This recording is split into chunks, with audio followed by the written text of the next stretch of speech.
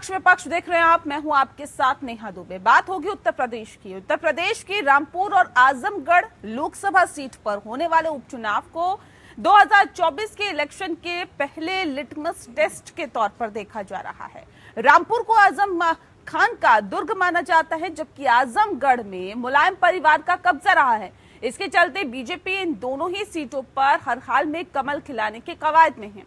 सपा किसी भी सूरत में अपने हाथों से इसे निकलने देना नहीं चाहती है, इसीलिए सपा ने आजमगढ़ में यादव कार्ड खेला तो रामपुर में मुस्लिम दांवपेच भी आजमा दिया। दरअसल आजमगढ़ में बीएसपी ने मुस्लिम प्रत्याशी खड़ा कर सपा की मुश्किलें बढ़ाने की कोशिश की है, जबकि कांग्रेस ने रामपुर और आजमगढ़ लोकसभा उपचुनाव के लिए प्रत्याशी नहीं उतारने का ऐलान किया है। कांग्रेस के इस फैसले से सियासी गलियारों में तरह तरह की चर्चाएं शुरू हो गई है। लोगों को कहना पड़ा है कि कांग्रेस ने सपा की ओर हाथ बढ़ाया है। ये 2024 लोकसभा चुनावों से पहले दोस्ती की एक कोशिश के तौर पर देखा जा रहा है।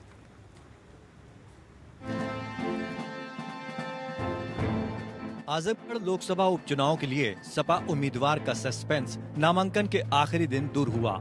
सपा ने इस बारे में सोमवार को अपने पत्ते खोले। सैफई परिवार के सदस्य और बदायूं के पूर्व सांसद धर्मेंद्र यादव को पार्टी ने आजमगढ़ लोकसभा उपचुनाव में अपना प्रत्याशी बनाया है। इसके पहले इस सीट से सपा अध्यक्ष अखिलेश यादव की पत्नी और पूर्व सांसद डिंपल यादव को प्रत्याशी बनाए जाने की चर्चा थी। वहीं बीजेपी ने आजमगढ़ लोकसभा सीट से एक बार फिर भोजपुरी अभिनेता दिनेश लाल यादव निरहुआ पर विश्वास जताया है। निरहुआ ने साल 2019 के संसदीय चुनाव भी इस सीट से लड़ा था। हालांकि आजमगढ़ सीट पर समाजवादी पार्टी के प्रमुख अखिलेश यादव से वे हार गए थे। वहीं रामपुर सीट से बीजेपी ने घनश्याम लोधी को उम्मीदवार बनाया है। दरअसल केंद्रीय मंत्री मुख्तार अब्बास नकवी ने रामपुर सीट से पूर्व में चुनाव लड़ा था और एक बार उन्होंने जीत भी हासिल की थी। पार्टी सूत्रों ने बताया कि नकवी खुद इस बार इस सीट से चुनाव लड़ने को बहुत इच्छुक नहीं थे। इस बीच आजमगढ़ में बीजेपी और बीएसपी ने सपा को धूल चटाने के लिए बड़ा दांव खेला। यहाँ मुस्लिम और यादव की अच्छी आबादी है, इसे सपा का गढ़ माना जाता है। बसपा ने मुस्लिम दलित वोटों को ध्यान में रखते हुए आजमगढ़ से शाह आलम उर्फ गुड्डू जमाली को मैदान में उतारा है। जमाली इस निर्वाचन क्षेत्र में एक लोकप्रिय मुस्लिम नेता हैं और अगर उन्हें अपने समुदाय के साथ साथ दलितों का भी समर्थन मिलता है तो वे सपा को परेशान कर सकते हैं। कांग्रेस ने फिलहाल रामपुर और आजमगढ़ लोकसभा उपचुनाव के लिए प्रत्याशी नहीं उतारने का ऐलान किया है। कांग्रेस ने प्रत्याशी न उतारने के पीछे तर्क दिया है कि विधानसभा चुनाव के नतीजों को देखते हुए ये जरूरी हो गया है कि यूपी में कांग्रेस खुद को पुनर्निर्माण कर मजबूत बनाए। इससे 2024 में होने वाले चुनाव में वो खुद को एक मजबूत विकल्प के तौर पर पेश कर सकेगी। वहीं प्रत्याशी नहीं उतरने पर सियासी गलियारों में तरह तरह की चर्चाएं शुरू हो गयीं। लोगों का कहना है कि कांग्रेस ने सपा की ओर हाथ बढ़ाया है। ये 2024 की दोस्ती की कोशिश है। Bureau report. जी हाँ, तो पक्ष विपक्ष में दरअसल बात यही होगी कि क्या 2024 से पहले इसे लिटमस टेस्ट के तौर पर देखा जाए इस उपचुनाव को, और ऐसे में जो तैयारियां हैं बाकी पार्टीज की उसे किस तरह से देखा जाए। इस विषय पे आज हम तफसील से चर्चा करेंगे। खास मेहमान हमारे साथ मौजूद हैं, उनसे आपका परिचय करा देते हैं। इस वक्त हमारे साथ अश्विनी शाही जी जुड़ गए हैं, स्पोक पर्सन है बीजेपी यूपी के। बहुत स्वागत है अश्विनी जी आपका। साथ ही प्रोफेसर भुवन जोशी भास्कर जी हमारे साथ जुड़ गए हैं, जो कि स्पोक पर्सन है सपा के। बहुत स्वागत है आपका। जोशी जी, इस खास कार्यक्रम की शुरुआत आपके साथ ही करते हैं। जोशी जी, आजमगढ़ में यादव और रामपुर में मुस्लिम दाव, क्या 2019 का नतीजा दोहरा पाएगी सपा? मैं निश्चित तौर पे कहना चाहता हूँ 2022 के चुनाव में आजमगढ़ में आपने देखा कि 10 की 10 सीटें समाजवादी पार्टी ने जीती है। वहाँ पर भारतीय जनता पार्टी का खाता भी नहीं खुल पाया है। इसके अलावा नागपुर में एक बार को छोड़ के हर बार वहाँ पर समाजवादी पार्टी जीतती आई है। तो निश्चित तौर पे हमारे लिए ये 2 सीटें नहीं है। आजमगढ़ और नागपुर को हम सीटें नहीं मानते। नेहा जी, बहुत जिम्मेदारी से कह रहा हूँ, ये हमारा परिवार है। अगर समाजवादी आंदोलन को गति देने का काम और समाजवादी आंदोलन को एक मजबूती देने का काम करा है तो रामपुर की जनता ने और आजमगढ़ की जनता ने, तो इसलिए समाजवादी पार्टी उनको अपना परिवार मानती है। यहाँ पर हमारा परिवार का नाता है। जी ठीक है। अश्विनी जी, उपचुनाव को 2024 के इलेक्शन से पहले लिटमस टेस्ट के तौर पर देखा जा रहा है। रामपुर को और आजम खां का कहीं ना कहीं गढ़ माना जाता है रामपुर को, और जबकि आजमगढ़ में मुलायम सिंह परिवार का कब्जा रहा है। बीजेपी इन दोनों सीटों पर सर कमल कैसे खिलाएगी और कितनी चुनौती फिलहाल आप लोगों के लिए दिखाई दे रही है? देखिए, उत्तर प्रदेश की जनता ने अभी जो एमएलए का चुनाव हुआ उसमें एकदम से देखा किस तरीके से जो है जो चुनाव लड़े गए, किस तरीके से ध्रुवीकरण की बात हो रही थी। ये हो रहा था कि बुंदेलखंड से आगे जैसे ही बढ़ेंगे तो ये यादव लैंड है। सारा सिस्टम, सारा चीजों को धता बताते हुए प्रदेश की जनता ने भारी बहुमत से भारतीय जनता पार्टी को विजयी बना दिया। इन्होंने भी कुछ सफलता पाई, 47 से 111 तक पहुंच गए। लेकिन आज जो इतना तगड़ा ध्रुवीकरण हुआ था, इतना तगड़ा ये भीड़ जुटती थी, उस तरीके का इन लोगों को कोई भी उसका रिजल्ट नहीं मिला। विधानसभा चुनाव में रामपुर में तो आप कमाल नहीं कर पाए थे ना सर, वहां पर तो मैंने तो एक नेहा जी 111 सीट इनको भी मिली है। ये अच्छा चुनाव कहा जाएगा, 111 सीट इनको भी मिली है। लेकिन प्रदेश की जनता ने ये देखा कि इनको लाना उचित नहीं है, तो अब वो जब जनता ने हमको जब 200 से ऊपर सीटें देकर और सरकार में ले आए और स्पष्ट बहुमत से सरकार बनाया है, तो ये वो साबित हो गया है कि योगी जी ही एक ऐसा उपयोगी है उत्तर प्रदेश के लिए, जो माननीय प्रधानमंत्री जी भी कहते हैं। वही देखकर आजमगढ़ और रामपुर की जनता भी इस बार समाजवादी पार्टी को यही रोकने का काम करेगी। लेकिन रामपुर में अगर देखा जाए कि सारी की सारी विधानसभा सीटों पर सपा ने जीत का परचम लहराया, आप लोग बिल्कुल जीत वहां पर हासिल नहीं कर पाए। आप लोग कह रहे हैं कि देखिए अब तो योगी आदित्यनाथ के नाम पर एक बार फिर से मोहर लगा दी जनता ने, लेकिन रामपुर में वो कमाल क्यों नहीं दिखा सर? जी देखिए, कुछ जगहों का ऐसा होता है। अब वो जो विधानसभा चुनाव में जो चीजें थी अब वो नहीं रही। अच्छा। रामपुर में देखिए आजम खां जी की नाराजगी दिख गई है, तो स्पष्ट जाहिर है क्या हो रहा है, कैसे ये लोग मनाने की कोशिश कर रहे हैं। एक राज्यसभा की सीट कुर्बान कर दी इन लोगों ने, कपिल सिब्बल जी के नाम पर मुकदमा लड़ेंगे और पैच कराएंगे। किस तरीके से जाकर अस्पताल में जाकर बैठकर फोटो खिंचवाकर और दिखाने की जरूरत पड़ गई माननीय अखिलेश जी को कि हाँ मैं इनके पास बैठा हुआ हूँ, और उनकी पत्नी को टिकट दिया, उन्होंने वापस कर दिया टिकट। ये भी एक देखने वाली बात है कि क्या स्थिति है नेहा जी कि उनकी आजम खां जी की पत्नी का टिकट उन्होंने वापस किया और दूसरे को टिकट दिया गया है। तो ये तो सब दिख गया है कि कितना बड़ा जो है एक गड्ढा बनता जा रहा है, दरार बनती जा रही है। वो समाजवादी पार्टी कैसे झेल पाएगी, ये देखने वाली बात है। और भारतीय जनता पार्टी का जो विश्वास का जो दायरा बढ़ा है, जो योगी जी के विश्वास का जो है प्रभाव बढ़ा है, और केंद्र में का चुनाव है ये, वहाँ पर हमारे इन सीटों पर भी वो प्रभाव देखने के लिए मिले, इसके लिए भारतीय जनता पार्टी की क्या तैयारी है सर? और क्योंकि इन सीटों पर मैंने जैसे कि आपसे पहले भी सवाल पूछा है कि विधानसभा चुनावों में तो कुछ खास कमाल नहीं हुआ, लेकिन वो कमाल अब दिखाई दे, वो कमल अब खिल सके, इसके लिए भारतीय जनता पार्टी की क्या तैयारी है, किस स्तर पर काम कर रही है? हमारी तैयारी तो हमेशा रहती है बूथ स्तर से लेकर और जो है केंद्रीय स्तर तक। हम अपनी तैयारी से कभी पीछे नहीं हटते हैं। हमारे कार्यकर्ता एकदम पूरे दिलो जान से लगे रहते हैं। उसमें जो सोने में सुहागा अभी जो मैंने आपको बताया कि टिकट की किस तरीके से जो दरार है, इसका भी लाभ भारतीय जनता पार्टी को मिलेगा। जो लोग हैं हमसे थोड़ा नाराज थे, वो भी हमारे साथ आएंगे, और ये सीट जो है घनश्याम लोधी जी वहाँ की जीत रहे हैं। और दिनेश लाल निरहुआ ने बहुत बढ़िया चुनाव लड़ा था वहाँ पर आजमगढ़ में। चलिए, ये आजमगढ़ बड़ा नाम था माननीय अखिलेश जी का, वो चुनाव हार गए, लेकिन बहुत बढ़िया चुनाव लड़ा था। और अंत में जाकर शुरुआत के कई दौर में दिनेश जी आगे रहे थे, उसके बाद जो है अखिलेश जी आकर चुनाव उनको हराए हैं। ये भी देखने वाली बात है कि दो यात्रों के बीच आजमगढ़ से क्या जोशी जी एक तीर से दो निशाने साधने की कोशिश सपा ने की है क्या? एक तो परिवार को खुश रखा, फिर यादवों को भी कहीं ना कहीं आगे बढ़ाया, लगता है आपको ऐसा? देखिए, इस तरह का जो परिवारवाद हमारे जो विपक्षी लोग या हमारे जो मीडिया के साथी कहते हैं, हमारी जो समाजवादी पार्टी और जो हमारे नेता माननीय अखिलेश यादव जी है, वो 25 करोड़ उत्तर प्रदेश की महान जनता को परिवार मानते हैं। नहीं सर, यादव के अलावा कोई और क्यों नहीं दिखा आपको?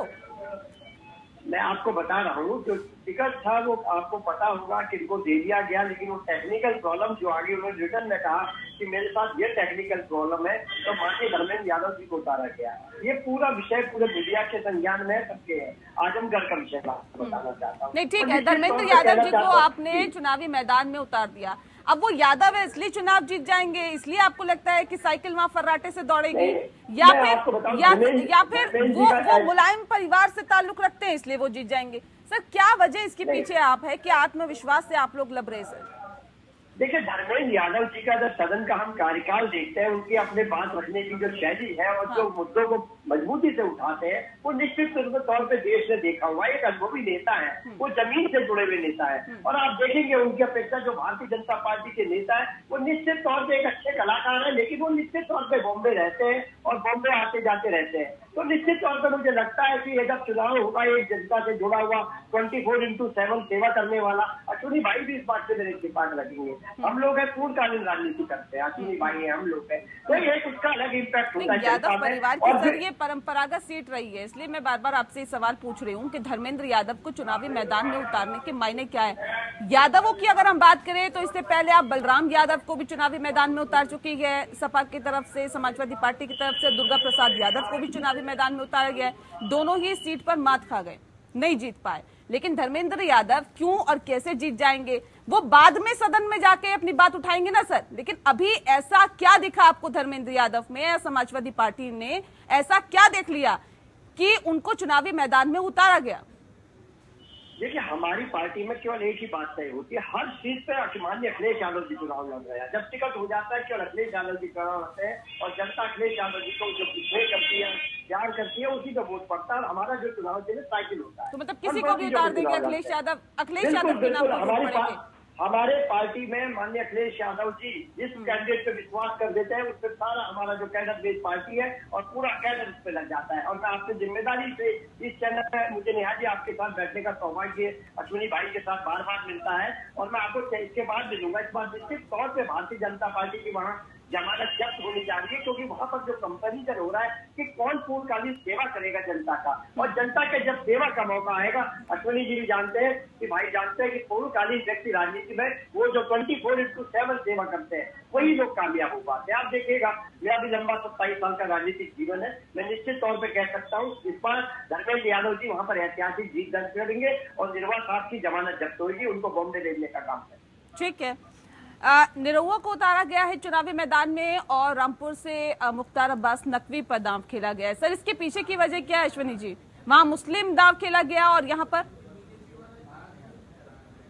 जी देखिए, मेरा ये कहना है कि अभी किस तरीके से धर्मेंद्र जी चुनाव के लिए मनाए गए, रामपुर वाली घटना मैंने आपको बताई, अब यहाँ की भी सुन लीजिए। धर्मेंद्र यादव जी किस तरीके से मनाए गए ये दुनिया जानती है। निरहुआ जी वहीं के रहने वाले हैं और वहां उनका घर है, जिसको हमारे साथी जो है बाहरी बता रहे हैं। अब आइए दूसरी बात पर, माननीय अखिलेश जी वहां से सांसद रहे, सांसद रहने के बाद उनका एक रिकॉर्ड रहा, वो हर जगह है। चुनाव अभी जो आया था इसके पहले 36 घंटे जाने का, वहां पूर्णकालिक की जो बात की अभी हमारे साथी ने, हमारे भाई हैं, तो इन्होंने पूर्णकालिक की बात की, तो मैं पूर्णकालिक बात कह रहा हूं कि 24 घंटे वो आभार व्यक्त करने गए थे जीतने के बाद, और उसके बाद किसी के मृत्यु पर वो 10-12 घंटे के लिए गए थे, 36 घंटे का था। उसके बाद चुनाव के पहले जाना उनको सुनिश्चित किया गया। तो ये ही पूर्णकालिक राजनीति है इनकी, और ये वहां के जनता की सेवा करेंगे। और जो वहां का रहने वाला है वो बंबई चला जाएगा और जमानत जब्त हो जाएगी। किस तरीके की दुविधा में रहते हैं ये हमारे सपा के लोग, किस तरीके का द्वंद्व चलता है, क्या कहते हैं। हमारे ये जोशी साहब इतने विद्वान प्रवक्ता है, लेकिन इन सब चीजों को क्यों भूल जाते हैं कि हमारे जो इनके राष्ट्रीय अध्यक्ष, जब वहाँ राष्ट्रीय अध्यक्ष 36 घंटे गए, कौन से पूर्णकालिक हैं, वो देखना पड़ेगा आने वाले दिनों में। जब चुनाव हो जाने दीजिए, भारतीय जनता पार्टी के दोनों प्रत्याशी रामपुर से और यहाँ से दोनों बहुत ही भारी बहुमत से, वो तो वक्त बताएगा। एक खास सवाल ये भी है, क्योंकि अगर देखा जाए तो कांग्रेस ने रामपुर और आजमगढ़ दोनों सीटों पर वॉकओवर दे दिया है। क्या मानते हैं कि कांग्रेस ने एक दोस्ती का हाथ सपा की तरफ बढ़ाया है, इससे फायदा मिलेगा सपा को? देखिए, मैं इसको इस रूप में लेता हूँ कि जो कांग्रेस का जो 2022 का परिणाम है वो उनका आत्मचिंतन का दौर है। वो आत्मचिंतन करे, मंथन करे, अपनी पार्टी को कैसे बढ़ाए, ये उनका विषय है। मैं दूसरे की पार्टी में, हमारा जो समाजवादी पार्टी का जो संस्कार है वो नहीं कहता कि हम दूसरे के परिवार में, दूसरे राजनीतिक दल में हस्तक्षेप करें। इसमें दक्षता हमारे साथी भारतीय जनता पार्टी के लोगों की होती है, हम लोग नहीं कहना चाहते। लेकिन इसका मेरे को लगता है कि वो चिंतन और मंथन करना चाहते हैं और इसलिए उन्होंने चुनाव न लड़ने का फैसला करा। जो अपना परिणाम उन्होंने देखा तो उन्हें अपना पता है कि हमारा रिपोर्ट कार्ड क्या है। ठीक है, ठीक है। अश्विनी जी, बीएसपी ने भी एक सीट पर ही अपना प्रत्याशी उतारा है। क्या लगता है कि सपा के वोट कट पाएंगे और आपको सपोर्ट मिलेगा इससे? बीएसपी ने भी इस प्रत्याशी को भी चुनाव में भी लड़ाया था और क्या स्थिति हुई वो बताने वाली बात नहीं है। नहीं सर, इसलिए ये सवाल मैं आपसे पूछ रही हूँ क्योंकि लगातार इस बात का जिक्र किया जाता है कि भारतीय जनता पार्टी की बी टीम के तौर पर काम करती है बीएसपी। ये कैसे कहा जाएगा बी टीम है? वो अपने, उनका दल है, उनके दल की अगर बी टीम की स्थिति होती तो उनका एक विधायक जीत कर रहा है। पहले उतनी जो है उनकी सरकार रही है, जितनी समाजवादी पार्टी की सरकार रही है उतनी उनकी रही है, उतनी हमारी रही है। 4-4 बार लगभग सबकी सरकार रही है। तो हमारी बी टीम वो कैसे हो गई? बी टीम तो ये लोग जहाँ पर मात खाते हैं वो कभी ओवैसी को हमारी बी टीम बता देंगे, कभी जो है हम किसी को हमारी बी टीम बता देंगे। तो इन लोगों को कहने के दीजिए। नहीं, जोशी जी इसी पे कुछ कहना चाह रहे हैं, काफी देर से हैंड रेस उन्होंने कर रखा है, बताइए जल्दी से बोलिए।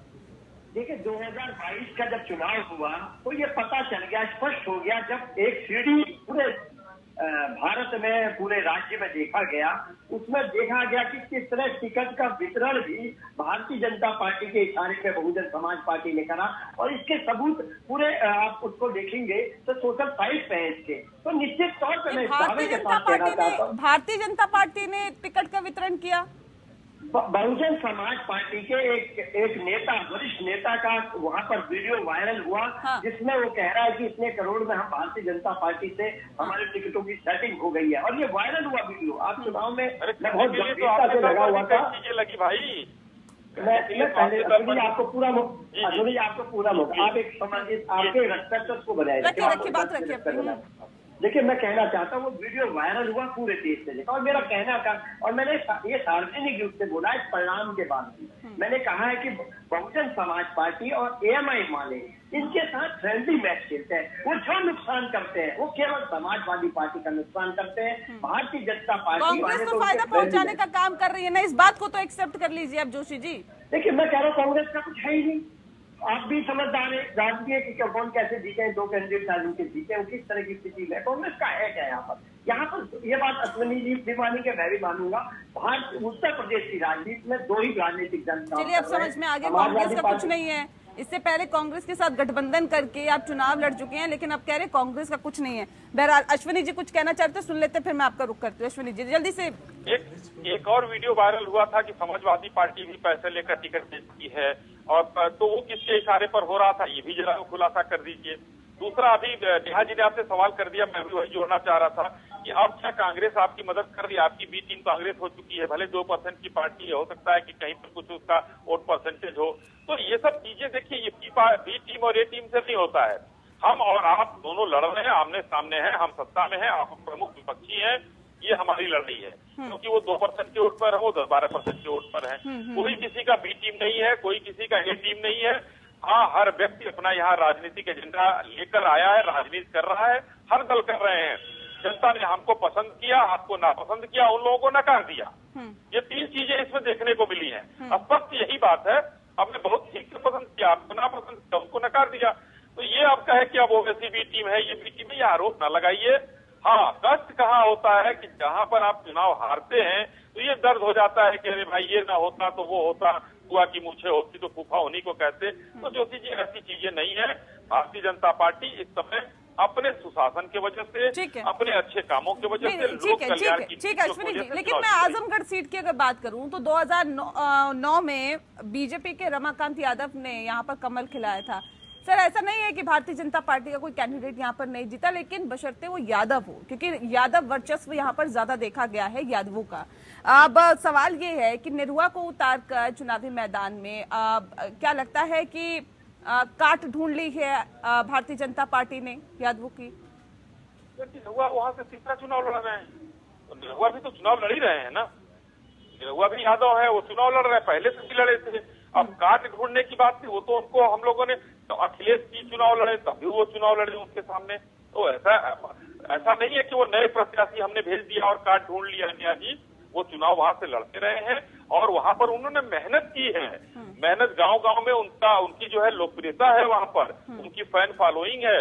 और ऐसे चीजों में निरहुआ हर आदमी के सुख दुख में जाते हैं। 36 घंटे वाले एमपी नहीं अगर बनेंगे, वो बनेंगे तो पूर्णकालिक एमपी बनेंगे, जिसकी जो है वहां पर प्रत्याशिता हुई है वो बहुत ही बेहतर कैंडिडेट दिया गया है और कोई काट नहीं ढूंढा गया। वहां के लोकप्रिय नेता को हम लोगों ने प्रत्याशी बनाया।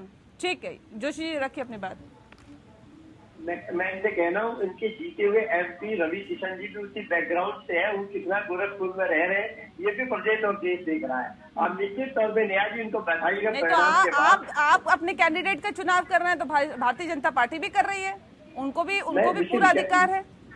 मैं उसी विषय पे आ रहा हूँ। निश्चित तौर पे जो ये चुनाव हो रहा है 2024 से पहले, जैसा कि न्यायाधीश आपने उल्लेख किया था, इस बार का जो चुनाव हो रहा है, जो भारतीय जनता पार्टी को लगातार सदन में हमारे नेता माननीय अखिलेश यादव और सड़क में समाजवादी पार्टी घेर रही है, उस पर चाहे बेरोजगारी का मुद्दा हो, महंगाई का मुद्दा हो। लेकिन सर ये भी तो जनता पूछती है कि यादव परिवार से हटके, मुलायम सिंह के परिवार से हटके कोई कैंडिडेट नहीं मिलता। पहले डिंपल यादव का नाम आप आगे लेके आ रहे थे, अब धर्मेंद्र यादव का नाम आगे ले आए हैं। इसके अलावा क्या यादवों में या कोई और समाजवादी पार्टी के पास कैंडिडेट नहीं है क्या? अगर रामपुर की सीट की बात करें, वहाँ मजबूरी हो गई थी आजम खान के कहीं ना कहीं करीबी को उतारना। देखिए रामपुर में जो है वो कोई उनके परिवार के व्यक्ति नहीं, वो एक पार्टी, वो तो मजबूरी थी ना सर, उसी की तो मैं बात करूँ, मजबूरी थी पार्टी के वर्कर। दुनिया जी आप तो देखिए मीडिया में है, आप पता भी कर लीजिएगा किसका टिकट वहां पे करा था, लेकिन टेक्निकल प्रॉब्लम होने के कारण उन्होंने निवेदन करा कि मेरा टिकट काट दीजिए। और एक अनुभवी नेता की वहां आवश्यकता है जो सड़क से लेकर सदन तक अच्छे से आजमगढ़ को हमने अपना परिवार माना है, तो हम आजमगढ़ की बागडोर किसी सब आजमगढ़ी परिवार है क्या? पूरे उत्तर प्रदेश की बात करते हैं आप, तो अब आप कह रहे हैं आजमगढ़ परिवार है।